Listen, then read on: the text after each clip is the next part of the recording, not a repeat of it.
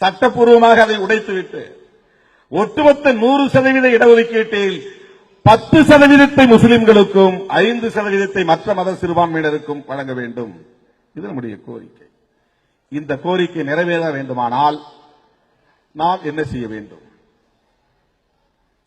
அதுதான் நாம் சிந்திக்க வேண்டியது.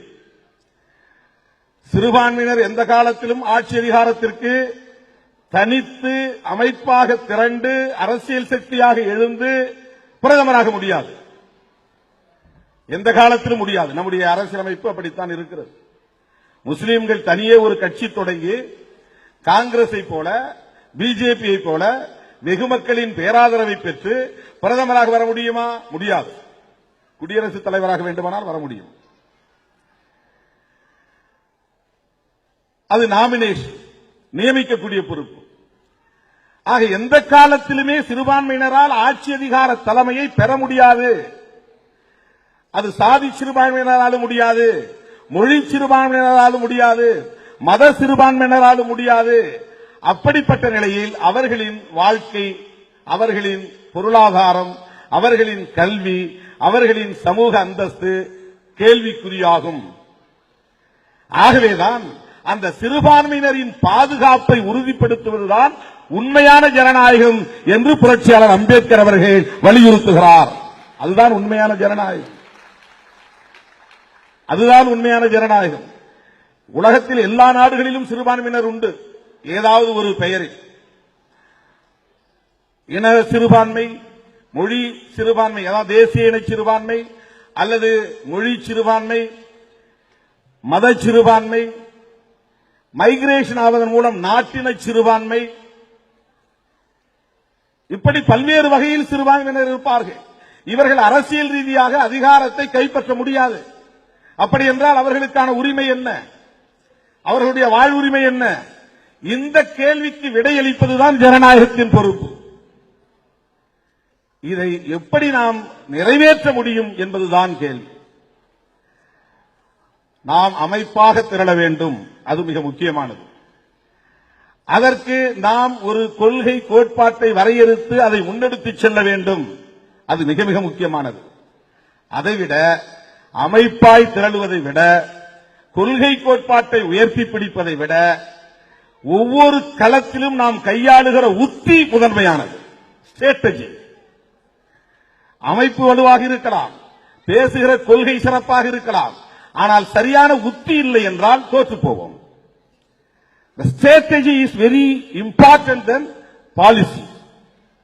அது முக்கியமானதுதான். அமைப்பை திரட்டுவதற்கு பாலிசி முக்கியமானது, நம்முடைய கோட்பாடு முக்கியமானது, கொள்கை முக்கியமானது.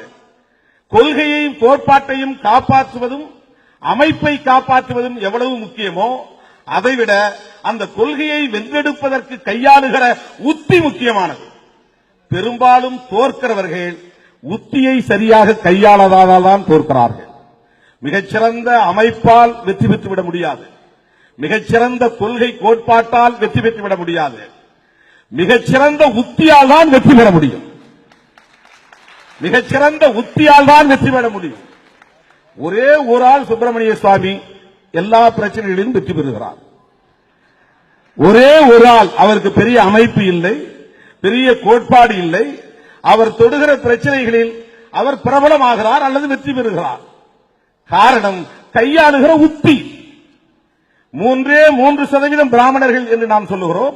3% இருக்கிற பிராமணர்கள் எப்படி தொடர்ந்து ஆட்சி அதிகாரத்தில் இருக்க முடிகிறது, வெற்றி பெற முடிகிறது? எப்படி அவர்களால் அந்த ஆளுமையை செய்ய முடிகிறது? அதற்கு காரணம் அவர்கள் கையாளுகிற உத்திதான் காரணம், ஸ்ட்ராட்டஜி தான் காரணம், பேசுகிற கோட்பாடு அல்ல. அவர்களிடத்தில் பெரிய அமைப்பு இல்லை, அமைப்பு கூட சிறுபான்மையாகத்தான் இருக்கிறது. ஆக அவர்கள் கையாளுகிற உத்தி. இன்றைக்கு எப்படி கையாளுகிறார்கள்? அவர்கள் யாரை டார்கெட் செய்கிறார்கள்? எப்படி ஓட் பேங்கை போலரைஸ் செய்கிறார்கள்? ஒரு வெறுப்பு அரசியலை தொடர்ந்து முன்வைக்கிறார்கள். அப்பாவி இஸ்லாமியர்கள் மீது பொதுமக்கள் வெறுப்படையக்கூடிய வகையிலான பிரச்சாரத்தை முன்னெடுக்கிறார்கள். கொள்கையை சொல்லி ஓட்டு கேட்கவில்லை. இதெல்லாம் வெறும் வளர்ச்சியை சொல்லுவது, இந்த நாட்டை வல்லரசாக்கப் போகிறோம் என்று சொல்லுவது, இதுவெல்லாம் அவர்கள் சொல்ல வேண்டும் என்பதற்காக சொல்லுகிறார்கள். அது மட்டுமே அவருடைய வெற்றிக்கு காரணம் இல்லை. இந்துக்களா இந்துக்கள் அல்லாதவர்களா, அது அவர்களுடைய ஸ்ட்ராட்டஜி. இந்துக்கள் என்கிற பெயரில் தலித்துகளையும் இணைக்கிறார்கள். இந்துக்கள் என்கிற பெயரில் எவ்வளவு முரண்பாடுகள், சாதி முரண்பாடுகள் இருந்தாலும் அனைவரையும் ஒன்று சேர்க்கிறார்கள்.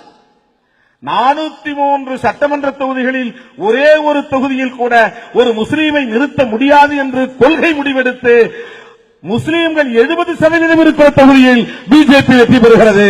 எப்படி இது நிகழ்ந்தது? முஸ்லீம்களின் வாக்குகள் சிதறடிக்கப்படுகிறது. முலாயம் சிங் முஸ்லீமை நிறுத்துகிறார், மாயாவதியும் முஸ்லீமை நிறுத்துகிறார், முஸ்லீம் அமைப்புகளும் முஸ்லீமை நிறுத்துகிறது.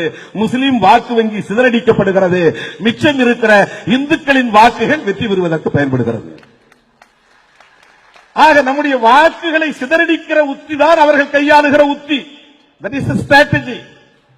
நாம என்ன பண்றோம்னா, தமிழ்நாடு உட்பட இந்தியா முழுக்க மரியாதைக்குரிய தோழர் சி மகேந்திரன் அவர்களும் மரியாதைக்குரிய தோழர் வாசுகி அவர்களும் மேடையில் இருக்கிறார்கள்.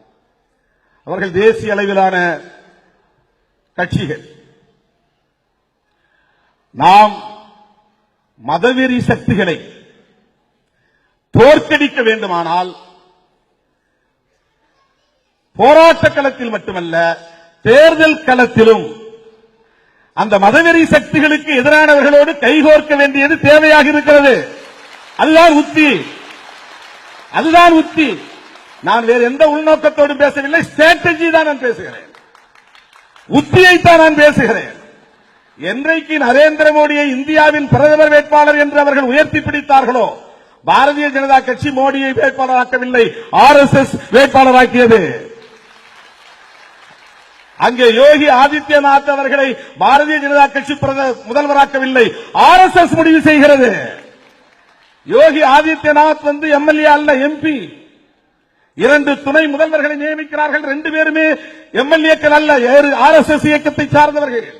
அதிதீவிரமான RSS இயக்க வெறியர்கள், ஹார்ட் கோர் RSS, அதிதீவிரமானவர்கள். தனியே ஒரு அமைப்பை வைத்து பசு பாதுகாப்பு என்கிற பெயரில் முஸ்லீம் வெறுப்பை பிரச்சாரம் செய்து கொண்டிருப்பவர் தான் யோகி ஆதித்யநாத். அவரை அங்கே கொண்டு வந்து முதல்வராக்க, இதுதான் ஸ்ட்ராட்டஜி, இதுதான் அவர்களுடைய உத்தி. இன்றைக்கு அவர்கள் திட்டம் போட்டு இந்தியா முழுவதும் இருக்கக்கூடிய பெரும்பான்மையான மாநிலங்களை ஒவ்வொன்றாக கைப்பற்றிக் கொண்டே வருகிறார்கள். மணிப்பூரிலே காங்கிரஸ் லார்ஜஸ்ட் பார்ட்டி, கோவாவிலே காங்கிரஸ் லார்ஜஸ்ட் பார்ட்டி. காங்கிரஸை விட குறைவான இடங்களில் வெற்றி பெற்ற பாரதிய ஜனதா இங்கே ஆட்சியை கைப்பற்றுகிறது. அதுதான் உத்தி. அங்கு என்ன கோட்பாடா வேலை செய்கிறது? அவர்கள் வெற்றி பெற்ற உறுப்பினர்களுடைய எண்ணிக்கை என்பது குறைவு. அங்கே இருக்கிற ஆளுநர் காங்கிரஸை அழைக்கவில்லை, பிஜேபி அழைக்கிறார். மணிப்பூரிலே ஒரு லெப்ட் எம்எல்ஏ வெற்றி பெறுகிறார், ஆனால் அவர் பிஜேபியை சப்போர்ட் பண்ணுகிறார். இது எப்படி நிகழ்கிறது? அதுதான் உத்திதான் வெற்றி பெறுகிறது. ஆக நடந்து முடிந்த 5 மாநில பொதுத் தேர்தல்களில் 4 மாநிலத்தில் இன்றைக்கு பாரதிய ஜனதா ஆட்சியை கைப்பற்றிவிட்டது. அடுத்த இலக்கு தமிழ்நாடும் கேரளாவும் தான். பாரதிய ஜனதாவின் ஆட்சியை இங்கே நிறுவுவதற்கு அவர்கள் முயற்சிக்கிறார்கள். நாம் நினைக்கலாம், இங்க திமுக வலுவாக இருக்கிறது, அதிமுகவும் வலுவாகத்தான் இருக்கிறது, இங்கே ஒன்றும் செய்ய முடியாது, 50 ஆண்டு காலமாக பாரதிய ஜனதா இங்கே காலூன்ற முடியவில்லை, இனிமேலா ஊன்ற போகிறது என்று நாம் நினைக்கலாம். அவர்கள் மிக கவனமாக உத்திகளை கையாளுகிறார்கள். இடதுசாரிகள் செய்ய வேண்டியதை பாரதிய ஜனதா செய்கிறது. ராம்விலாஸ் பாஸ்வான் ஒரு தலித். இடதுசாரி இயக்கங்களுக்கும் ராம்விலாஸ் பாஸ்வானுக்கும் இதுவரையில் பெரிய பிணைப்போ இணைப்போ ஏற்படவில்லை. ஏன்? மாயாவதி ஒரு தலித். இடதுசாரிகளுக்கும் மாயாவதிக்கும் இடையிலே ஒரு உறவு இதுவரையில் ஏற்படவில்லை. ஏன்? ஜனநாயக சக்தியில் நாம் தானே இணைந்திருக்க வேண்டும். ஆனால் பாரதிய ஜனதா கட்சி அதை செய்கிறது, RSS அதை செய்கிறது. அவன் சாதியை காப்பாற்ற வேண்டும் என்கிறான், தீண்டாமையை பாதுகாக்க வேண்டும் என்கிறான், தலித்துகள் வளர்ந்துவிடக் கூடாது என்பதில் கவனமாக இருக்கிறான். ஆனால் ராம்விலாஸ் பாஸ்வானை தன் வலயத்திற்குள் கொண்டு வர முடிகிறது, ராம்தாஸ் அத்வாலேவை கொண்டு வர முடிகிறது. மாயாவதியோடும் சேர்ந்து உத்தரப்பிரதேசத்தில் ஒரு ஆட்சி திருப்பு முனையை உருவாக்கினார்கள். காங்கிரஸ் தான் ஓஹோ என்று வெற்றி பெற்றுக் கொண்டிருந்தது.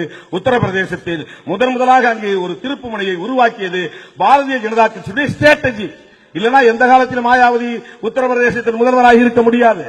பாரதிய ஜனதாவும் மாயாவதியும் கைகோர்த்ததனால் அங்கே ஒரு ஆட்சி திருப்பம் ஏற்பட்டது, ஒரு திருப்பு முனை உருவானது. அது ஸ்ட்ராட்டஜி. ஆக இடதுசாரிகளோடு இருக்க வேண்டிய தலித்துகள் இடதுசாரிகளோடு இல்லாமல் போனது ஏன்? யார் அந்த முயற்சி எடுத்திருக்க வேண்டும்? தமிழ்நாட்டில் இன்றைக்கு விடுதலை சிறுத்தைகள் கட்சியை தவிர அத்தனை தலித் இயக்கங்களோடும் RSS உறவு இருக்கிறது. அத்தனை தலித் கட்சிகளோடும் பாரதிய ஜனதாவுக்கு உறவு இருக்கிறது. அரசியல் ரீதியாக நான் சொல்லுகிறேன், தேர்தல் ரீதியாக சொல்லுகிறேன். ஆக உத்திகளை வகுப்பதில் தான் நாம் மிக கவனமாக இருக்க வேண்டும். உத்திகளை வகுக்காமல் நாம் கொள்கை கோட்பாட்டில் மட்டுமே உறுதியாக நின்றால் எதிரிகள் வென்று கொண்டே இருப்பார்கள். நாம் பின்னுக்கு தள்ளப்படுவோம், இருக்கிற இடம் தெரியாமல் போய்விடுவோம். அந்த ஆபத்து இப்போது தமிழகத்திற்கு வந்திருக்கிறது. எல்லா இடங்களிலும் வெள்ளம் புகுந்து விட்டது. நான் மேட்டிலே இருக்கிறேன், எனக்கொன்றும் ஆகாது என்று கருதி கொண்டிருந்த போது மேட்டுக்கும் வெள்ளம் வந்ததை பார்த்தோம். பள்ளங்களில் மட்டுமல்ல, மேட்டுக்கும் வெள்ளம் வரும் என்பதை நாம் பார்த்தோம். ஆகவே தமிழகத்திற்கும் ஆபத்து வரும், வந்து கொண்டிருக்கிறது. தமிழகம் மேடாக இருந்தது. மதவாதம் என்கிற அந்த காட்டாறு தமிழகத்திற்குள் நுழைய முடியாமல் இருந்தது. ஆனால் தமிழகத்தை நோக்கி அது பாயப் போகிறது. இப்போதுதான் நாம் கவனமாக இருக்க வேண்டும். ஆகவே இஸ்லாமியர்கள் எந்த காலத்திலும் முதல்வராக முடியாது, இஸ்லாமியர்கள் எந்த காலத்திலும் பிரதமராக முடியாது. இஸ்லாமியர்கள் குடியரசுத் தலைவராக முடியும், ஆளுநராக முடியும். இஸ்லாமியர்கள் சட்டமன்ற உறுப்பினராக முடியும், நாடாளுமன்ற உறுப்பினராக முடியும். ஆனால் ஆட்சி அதிகாரத்தை கைப்பற்ற முடியாது. ஆனால் ஒன்று செய்ய முடியும். ஐக்கிய முற்போக்கு கூட்டணியிலே அகமது தொடர்ந்து அமைச்சராக இருந்தார். அதனால் பல பிரச்சனைகளை அங்கே செய்ய முடிந்தது. அங்கே கூட்டணி ஆட்சி என்பது உருவானதால், அங்கே கூட்டணி அரசு என்பது உருவானதால் இஸ்லாமியர்கள் அந்த கேபினட்டில் இடம்பெற முடிந்தது. அதனால்தான் இந்த 2 கமிட்டி வந்தது. இந்த 2 கமிட்டியும் மறுபடியும் இந்த அறிக்கையை நாம் நிறைவேற்ற வேண்டுமானால் இஸ்லாமியர்கள் இடம்பெறக்கூடிய, இஸ்லாமிய அமைப்புகள் இடம்பெறக்கூடிய, இஸ்லாமிய தனிநபர்கள் அல்ல, இஸ்லாமிய அரசியல் இயக்கங்கள் இடம்பெறக்கூடிய அரசு மத்தியிலே அமைய வேண்டும். இஸ்லாமிய அமைப்புகள் இடம்பெறக்கூடிய அரசு தமிழகத்திலே உருவாக வேண்டும். அப்போதுதான் இந்த கோரிக்கைகள் நிறைவேறும். ஆகவே அமைப்பையும் விட, அமைப்பின் கொள்கை கோட்பாடுகளையும் விட களத்திலே நாம் கையாளுகிற உத்தி முதன்மையானது என்பதை சொல்லி வாய்ப்புக்கு நன்றி கூறி விடைபெறுகிறேன். நன்றி, வணக்கம்.